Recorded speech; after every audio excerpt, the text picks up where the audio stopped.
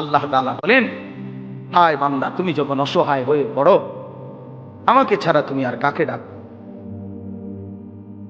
আমাকে ছাড়া ডাকবে কাকে? কে তোমার ডাকে সাড়া দিবে? তোমার রোগ, তোমার অসুস্থতা, তোমার পেরেশানি, তোমার অভাব, তোমার দুঃখ, তোমার দুর্দশা, বলো বান্দা, আমি ছাড়া এই অভাব দুর্গতির মুহূর্তে কে তোমার ডাকে সাড়া দিবে? বলে, আসলে কেউ আছে?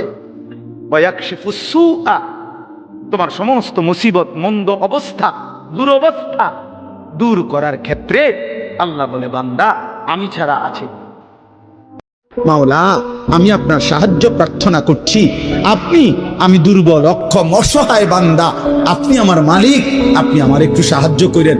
আপনি দয়া করিলে আমি সেজদাও দিতে পারবো, আপনি দয়া করিলে আমি হুকুমও মানতে পারবো, আপনি দয়া করিলে আমি হারাম থেকেও বাঁচতে পারবো, আপনি দয়া করিলে আপনার গোলামি আমি করতে পারবো।